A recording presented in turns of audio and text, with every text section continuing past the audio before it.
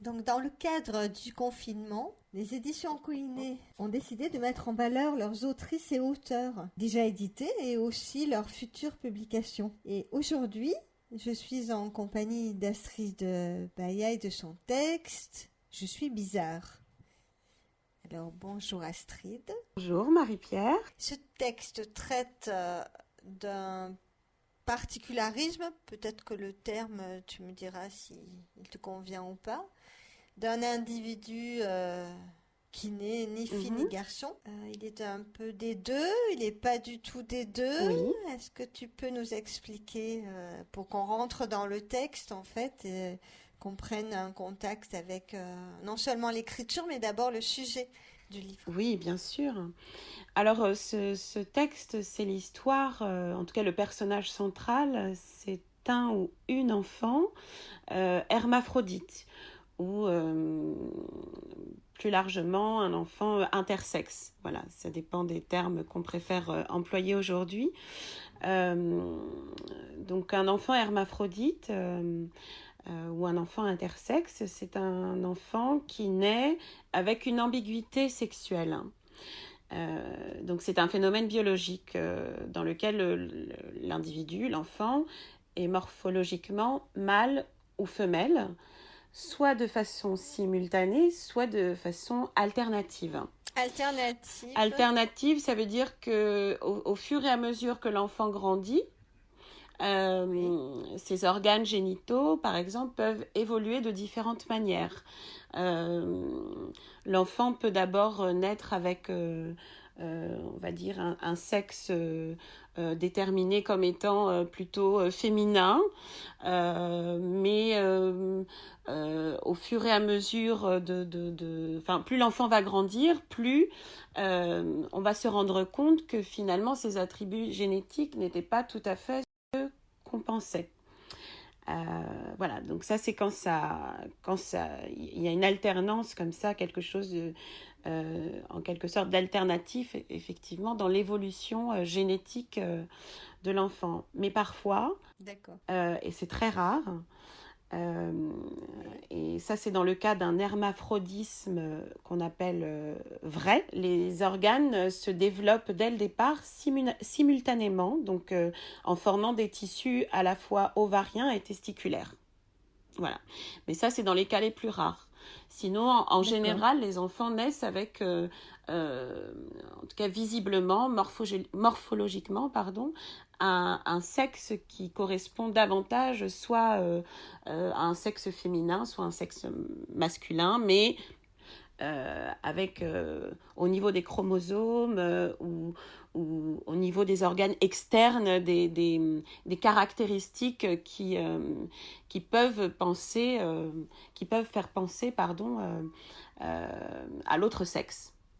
Voilà, en gros. À l'autre sexe, d'accord. Et alors tu as appelé ton texte Je suis bizarre. Oui. Et alors je me suis posé cette question. Est-ce en relation avec la situation que tu as voulu décrire, en tout cas dont tu t'es emparé pour faire cette pièce de théâtre, la situation que vit ton personnage Alix, puisqu'on en parlera après. Mhm. Et pourquoi ce titre bizarre? Pourquoi c'est comme pointer du doigt la situation Alors, dans Je suis bizarre, on peut entendre différentes choses. En tout cas, moi, c'est un titre qui caractérise pour moi différentes choses. À la fois la façon dont Alix se sent, et elle ou il le dit notamment à certains moments dans la pièce. Donc cet enfant se sent bizarre au regard des autres, mais pour moi ça Mhm. caractérise aussi tous les autres personnages de la pièce. C'est-à-dire que Je suis bizarre, ce n'est pas uniquement le jeu d'Alix. Ça ne détermine pas seulement Alix, ça détermine aussi tous ces êtres que j'ai voulu, auxquels j'ai voulu donner vie et donner une voix, qui d'une certaine manière sont tous plus ou moins bizarres ou étranges ou différents ou voilà. D'accord, tous. Oui, d'une certaine manière, avec chacun, comment dire, quelque chose Une identité. qui pourrait les entraver ou qui pourrait les empêcher ou d'être avec l'autre ou de se sentir en paix avec eux-mêmes, mais qui tout au long de la pièce vont être amenés à se développer comme Alix intérieurement, au contact de l'autre aussi, et à grandir et à trouver une forme de liberté, ou en tout cas aller vers quelque chose de plus paisible. Voilà. Plus paisible, d'accord. Et je me suis demandé si les personnages, et au-delà, il y a des enfants, mais il y a aussi des adultes. En tant que personnages, est-ce qu'ils vont devoir compter les uns sur les autres pour évoluer tout au long de la pièce, ou est-ce qu'ils restent justement dans leur identité personnelle, en fait? Alors oui, du coup, cette question rejoint exactement ce que je commençais à développer. C'est pour moi, non, les personnages sont d'une certaine manière interconnectés. Il y a évidemment Alix qui est au centre, parce que c'est le point de départ de l'histoire. Hein. L'histoire commence avec d'ailleurs la naissance d'Alix, et puis après il y a un bond dans le temps, mais voilà, on suit cet enfant qui va rencontrer un des autres personnages importants de l'histoire qui s'appelle Sheik, et cette rencontre va provoquer quelque chose chez l'un et chez l'autre, et cette rencontre avec Alix va amener Sheik aussi à modifier, disons, ses relations avec les autres personnages qu'il côtoie dans la pièce, le père d'Alix et la nourrice d'Alix, qui sont les deux seuls adultes de la pièce, vont aussi, au contact d'Alix tout au long de l'histoire, évoluer et vont permettre aussi à Alix de s'affirmer. Non, pour moi, tout est lié. Oui, et c'est un peu comme ça que j'écris en général, c'est que y a en général toujours un personnage central, mais qui ne peut pas évoluer sans les autres, et les autres ne peuvent pas évoluer les uns sans les autres non plus. Même la mère d'Alix? Alors même la mère d'Alix, qui est un personnage qui, comment dire, qui n'est pas présente de la même manière que les autres dans la pièce, parce que la mère d'Alix est décédée, mais elle apparaît dans sa relation avec Nours, qui est donc l'ami imaginaire d'Alix. Ils parlent de la mère d'Alix ensemble. Elle apparaît parfois dans les mots du père d'Alix. Elle apparaît aussi à certains moments de la pièce d'une façon toujours un peu... comme si différents mondes pouvaient dialoguer. Voilà, c'est aussi ce que je cherchais un petit peu à trouver, même pas un petit peu, mais vraiment à trouver dans cette pièce, c'est de faire dialoguer à la fois l'imaginaire et le monde réel. Voilà, sachant que l'imaginaire d'Alix est très présent dans la pièce, étant donné que elle passe quand même la majeure partie de son temps à discuter avec son ami imaginaire. Et donc, la mère d'Alix appartient d'une certaine manière à ce monde-là, et donc elle a et apparaît aussi à sa façon tout au long de la pièce. Mais elle est liée à Nours. Elle est liée à la lune aussi, à laquelle on pourrait dire qu'Alix voue une sorte de culte, en tout cas à laquelle elle adresse ses vœux, ses désirs, ses prières. Ses vœux. Oui, c'est joli. Elle naît sans maman, en fait.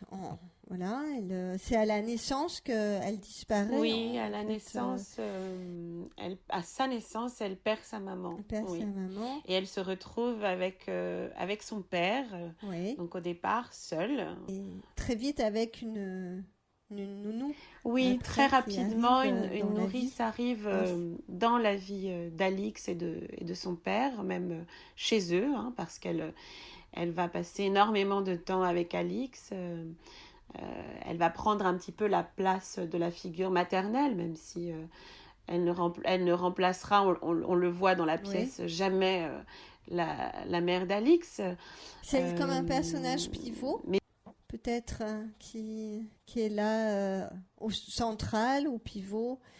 bah, j'aime bien le terme pivot parce que je pense que il permet effectivement, en tout cas au personnage d'Alix et à celui du père d'Alix, de comment dire, de se développer dans la construction du récit, en tout cas dans la dramaturgie, de pouvoir passer d'une étape à une autre en fait. D'accord. Elle permet donc à Alix et à son père de passer différentes étapes, voilà, dans l'histoire. La première étant l'arrivée Ouais, chez dans eux l'histoire. comme une troisième personne, parce la troisième Oui. qui était là au départ finalement est partie avant même de pouvoir former un trio. Et puis ensuite, dans le Oui, développement ça. d'Alix en tant qu'enfant, en tant que dans le développement aussi de sa personnalité, de sa Oui, particularité du corps, physique, activité, ouais. elle va permettre aussi un développement et même, je dirais, une prise de conscience à la fois chez Alix et chez son père. D'accord. Une espèce de recherche de qui on est, en fait, qui on est. Alors, moi, je lisais ça comme ça. Peut-être que l'enfant se cherche, déjà qu'il se cherche, Déjà, oui. tout enfant se cherche, je veux dire, quand il grandit, voilà, il se regarde, il est concerné par son corps. Et peut-être que pour nous, on cherche qui est ce personnage aussi. Ça m'a fait un peu cet effet à la lecture. Ben oui, en tout cas, je dirais qu'un peu comme, pour le coup, hein, un peu comme tous les personnages de la pièce, Alix se cherche. Alors, concrètement, elle se cherche au niveau de la question du genre, de ce qu'elle, Ouais. de ce qu'elle ou il est physiquement, en tant qu'être humain, voilà, de quel sexe. Et puis en même temps, il y a cette volonté de ne pas forcément choisir euh, parmi un sexe ou l'autre. Et, et, et cette quête de soi, cette quête aussi d'une certaine manière de liberté, se retrouve un peu dans tous les personnages de la pièce. En tout cas, il y a un cheminement comme ça vers soi, vers une sorte de plénitude, vers une sorte de libération d'une problématique ou de plusieurs problématiques qui empêchent, voilà, qui empêchent d'être soi, ou qui empêchent d'être bien, en paix avec soi-même. D'accord. Et dans ta cuisine de l'autrice, est-ce que les mots, enfin sûrement les mots bien sûr, mais les sons qui sonnent juste ou pas te guident ou t'ont guidé pour cette pièce? Alors là, oui, Oui, complètement. Bon, ça a été un travail assez long. Quand je dis assez long, c'est que j'ai vraiment travaillé par couches, en laissant des d'accord. respirations par moment, c'est-à-dire en écrivant euh, toute une partie du texte et puis en laissant reposer pendant quelques mois parfois. Enfin voilà, mais surtout, ce qui a été fondamental dans l'écriture de ce texte, mais je crois que c'est fondamental dans tout ce que j'écris, c'est les sons des mots, comment ils résonnent, c'est-à-dire comment passer d'une phrase à l'autre, à partir du moment, bien sûr, où l'idée est claire de ce que j'ai envie de raconter, Oui. etc. Mhm. Quand j'arrive à visualiser les personnages, les êtres que j'ai envie d'écrire, à partir de ce moment-là, j'ai besoin que dans l'écriture, sonorement, parlant, Mhm. rythmiquement parlant, Voilà. il y ait quelque chose qui résonne en moi. Voilà. D'accord, Qui, qui résonne en toi. oui, D'accord. oui, oui. C'est un projet lié. Quel a été le tout début, le début du début pas forcément le premier mot posé, Oui. mais l'envie d'écrire, je sais pas, un article de journal comme ça tombé sous la main. Non, le tout début, c'était l'envie de raconter l'histoire d'un ou d'une enfant seule. Oui, Voilà, de raconter la solitude dans l'enfance. Euh, et c'est vrai que pour aussi quand même donner quelques informations sur cette idée qui m'est venue concernant l'hermaphrodisme. d'accord. Euh, donc au départ, donc, il y avait la solitude de l'enfant, donc, que j'avais envie de questionner, de raconter, etc. Et puis, j'ai toujours été fascinée par toutes ces personnes qui naissent avec un sexe déterminé, disons, à la naissance, et qui par la suite le rejettent ou ne se sentent pas du tout en D'accord. accord avec ce qui a été déterminé. Enfin, disons que j'ai toujours lu des choses, regardé des témoignages autour de D'accord. ces questions-là, parce que d'une certaine manière, pour moi, ça questionne énormément une forme de liberté à laquelle on aimerait accéder, mais qui nous est, comment dire, qui nous est interdite parce que quand on est une fille, on est comme ça, quand on est un garçon, on est Oui, comme on est ça. conditionné, voilà, le Si, conditionnement le aussi, oui. Mm. conditionnement, toutes ces frontières en fait visibles ou invisibles aussi qu'on nous impose, voilà. Oui, je pensais aussi à la couleur, ça va jusqu'aux jouets. Ah Le oui, ah rose, oui, oui, oui. Ah oui, le rose, le bleu ou le blanc, les ça couleurs passe douces. partout, partout, partout, partout. Ouais, Et en fait, je pense que toutes ces rêveries, tous ces questionnements sont venus investir ce personnage, cet enfant auquel je rêvais et duquel j'avais envie d'accord. de parler. Mais c'est aussi pour moi une manière d'aborder ces questions-là de genre. Et parce que de toute façon, dans mon travail en tant qu'artiste, que ce soit quand j'écris, quand je joue, quand je mets en scène, je ne cesse de vouloir questionner tout ce qui peut entraver nos libertés. Voilà. Tout ce qui peut nous empêcher d'être pleinement qui on veut être. Soi-même. Voilà, qui on veut être soi-même. Donc que ce soit lié à la génétique, que ce soit lié au genre, que ce soit lié aux origines, à la couleur de peau.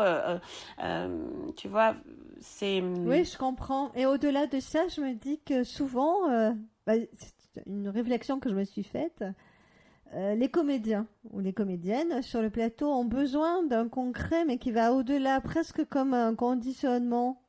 En tant qu'auteur, on nous demande, ou autrice, souvent, mais alors qu'est-ce que tu as voulu dire par là? Comment je peux le transformer sur le plateau? Et j'ai l'impression qu'on on ne sort pas de clichés, mais de résolution, en fait. Et donc, je comprends que tu puisses questionner aussi sur le plateau enfin, à quoi cela correspond. Parce que le personnage qui va prendre en charge Alix va devoir peut-être dépasser ça. Je me pose comme question. Oui, complètement. Ça, ce qui est passionnant, c'est que donc j'ai déjà commencé à travailler un peu au plateau avec l'équipe que j'aimerais, enfin avec laquelle j'aimerais travailler pour mettre en scène la pièce, parce que j'ai ce projet-là. Donc on a déjà commencé à faire des temps de résidence, voilà, pour travailler sur les corps, sur l'interprétation, justement, dans l'espace, etc. Et ce sont évidemment des questions qui reviennent constamment, parce que pour l'instant, c'est une comédienne qui doit interpréter comment faire, Alix. Et c'est vrai que justement, on est obligé par moments de se questionner en passant par des clichés, en essayant de s'en défaire. Mais ce qui est passionnant, c'est de traverser tout ça de la manière la plus, la plus sensible et intelligente possible. En tout cas, aussi en concertation, on échange énormément avec toutes les personnes de l'équipe, parce que c'est là que c'est très riche aussi d'avoir des avis, des perceptions très différentes de toutes ces questions-là. Mais est-ce que ça serait faux, si on mettait un comédien et une comédienne à un moment donné pour jouer le rôle, enfin un dédoublement? C'est pas ça du tout. C'est pas ça, je n'y avais pas forcément pensé, mais quand tu m'en parles, je trouve l'idée hyper intéressante, parce que ça raconterait cette dualité qui pour moi doit rester quand même très présente, en tout cas cette possibilité d'être à la fois l'un et l'autre sans avoir à choisir. Ça disons que c'est le désir d'Alix, en tout cas de ne pas être obligé de choisir. Et effectivement, sur un plateau, je pense que ce serait pertinent.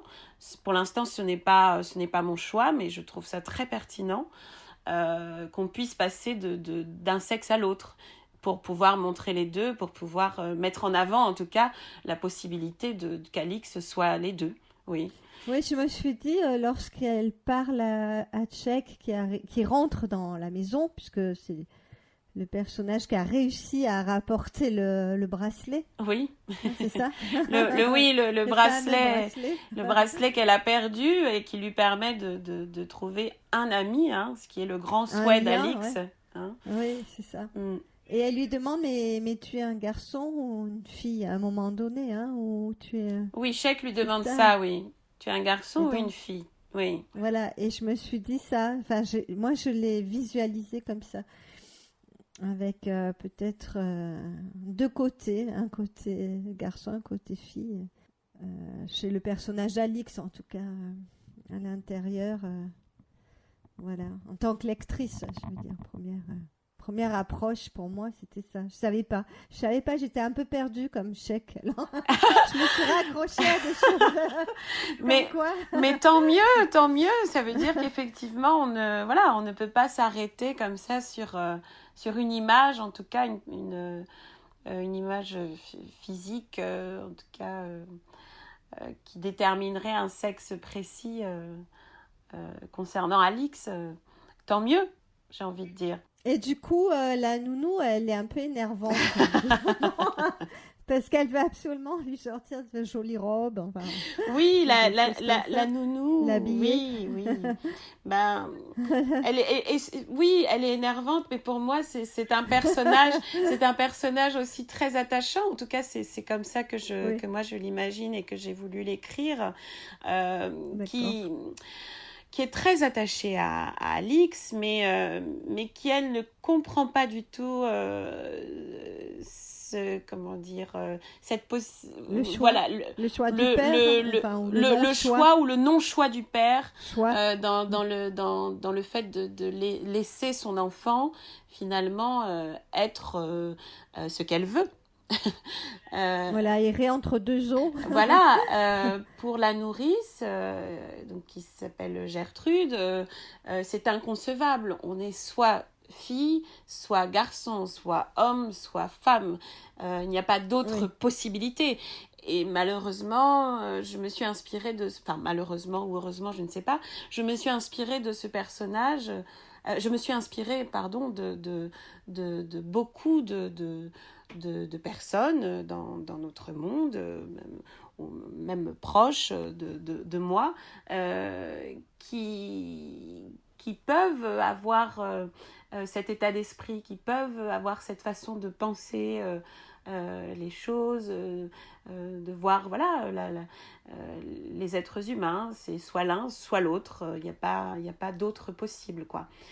Et évidemment, Mhm. qui sont très marqués par des formes de clichés ou comme on disait tout à l'heure, une petite fille doit porter du rose, Ouais, c'est ça. un petit garçon doit forcément aimer le bleu, la bagarre, les voitures, enfin je sais pas, voilà, ce genre de choses quoi. Mais pour beaucoup de personnes, ce sont des choses normales. Et donc Gertrude fait partie, voilà, de ces gens-là. Mm. Ouais, il y a des jouets un peu pour les deux sexes, je crois, hein, des espèces de poussettes pour les garçons, ou des choses comme ça, j'ai vu déjà. Mais c'est tout, hein, il n'y a pas grand-chose en fait. Ouais. Bah, en tout Ouais. cas, la réflexion évolue. Je crois que de plus en plus, on Oui, essaye même dans les vêtements de faire des choses oui, bien sûr. Ouais. dégenrées, quoi. Oui, c'est une grande question, hein, le genre, le dégenre en ce moment. En tout cas, dans l'adolescence, oui, c'est une très très grande question actuelle où les jeunes filles se posent, essayent d'effacer l'appartenance à un sexe. On ne sait pas qui elles sont en fait. Oui. Oui, Mm. en tout cas, il y a quelque chose, je crois, qui de plus en plus se libère, justement, dans, dans ces perceptions, dans ces quêtes que nous pouvons avoir, hein, qui sont des quêtes d'identité aussi. Oui, Je crois oui, que oui, c'est vrai. malgré tout, il y a quelque chose qui commence petit à petit. Enfin, ça n'empêche pas encore tous les problèmes et toutes les discriminations évidemment qu'il y a, mais j'ai l'impression, en tout cas dans ce que je peux voir artistiquement parlant, dans ce que je peux voir quand je vais faire les courses pour mon enfant, Mhm. il y a... Oui, ça évolue. Oui, c'est vrai, ça évolue. Oui, oui, Voilà. oui. Prise de conscience. Et donc, le papa, le papa d'Alix, c'est un homme affairé, perdu. Comment tu le situerais? Un peu tout, avec des convictions, des humeurs. Pour moi, c'est un père très aimant déjà, ça c'est sûr, très Oui. aimant qui très tôt a tenté d'accepter cette particularité de son enfant, en essayant de lui donner le plus possible de liberté et le plus possible aussi un cadre sécurisant avec cette nourrice, donc malgré l'absence de la mère et malgré son absence à lui, euh, qui pour moi est une forme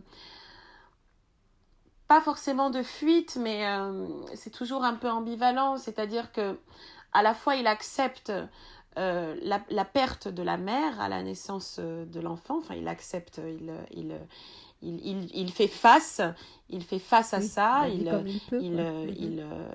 Mhm. voilà, il décide de s'occuper de son enfant du mieux possible et d'aller outre, d'aller au-delà de la douleur. De la Et à douleur, la oui. fois, il y a quelque chose, un poids difficile à porter, duquel on se débarrasse un petit peu en faisant venir une tierce personne, mais en observant quand même les choses de loin, en essayant quand même de maîtriser la situation sans pour autant être complètement présent.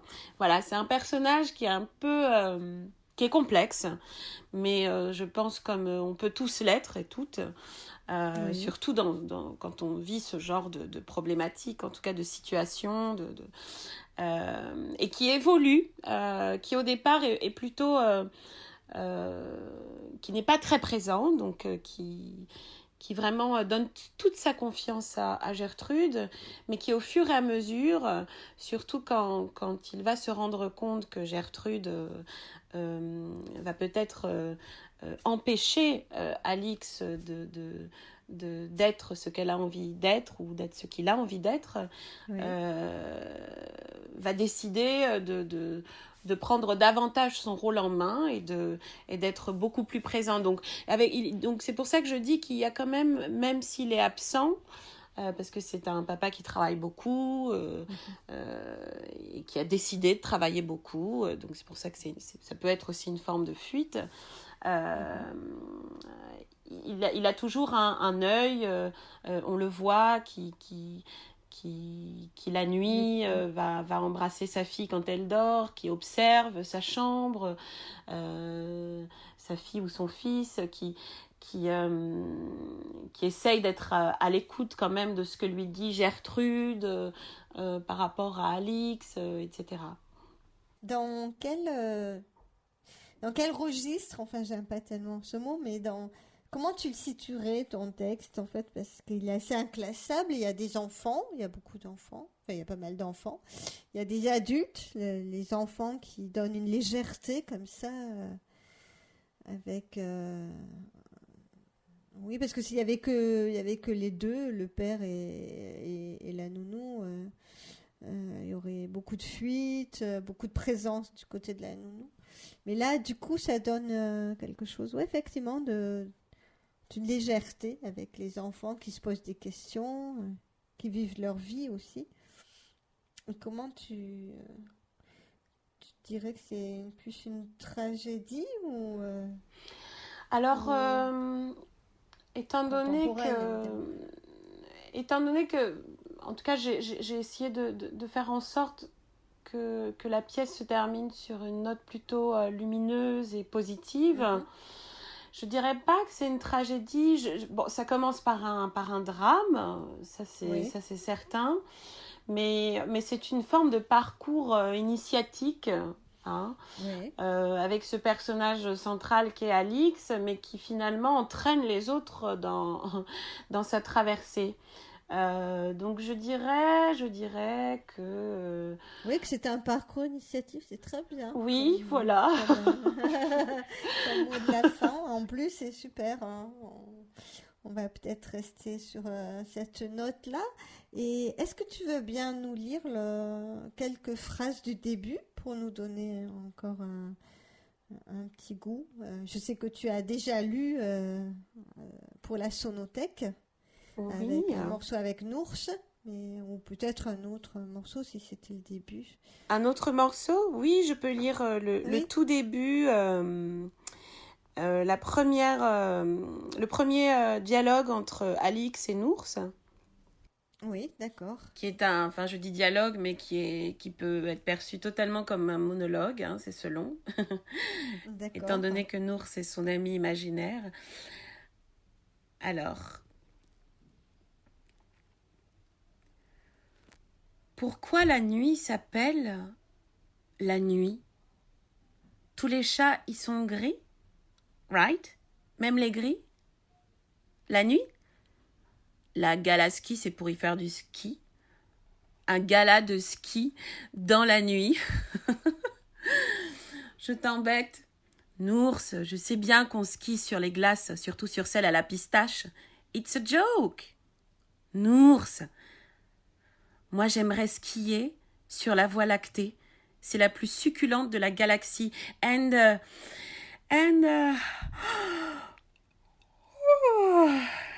No, I'm not tired. Je fais de la gymnastique buccale. Il faut l'étirer, cette petite langue, la faire travailler pour nos conversations du soir. Je veux être athlète de la langue pour tenir et tenir ad nuitam aeternam. Jusqu'à ce que la lune se couche. Voilà. Ouais, c'est très beau. C'est très beau. Parce qu'en plus, on finit sur la lune, alors c'est très très joli. Ça nous donne à rêver. Bon, tant mieux. Voilà. Donc j'espère que ce livre va voir le jour très vite après moi aussi. le déconfinement et qu'on se retrouvera très bientôt avec des pages à tourner pour les lecteurs et les lectrices futures. Oui, j'espère aussi. A priori, dans pas trop longtemps, on espère. Dans pas trop longtemps. Maintenant, on voit presque le bout. Oui. En tout cas, je te remercie beaucoup pour tout ce que tu as bien voulu nous dévoiler. Merci à toi. J'espère que j'ai su répondre comment dire, de la façon la plus juste possible. Oui, et puis que ça donne un goût, et puis souvent les gens aiment bien connaître la cuisine des auteurs, ou des autrices. Alors voilà, donc oui, oui, c'était très beau comme moment, en tout cas. Eh ben, je te remercie beaucoup, Merci et à toi. puis on se Merci. dit à bientôt. Oui, à très bientôt. Merci. Au revoir. Au revoir.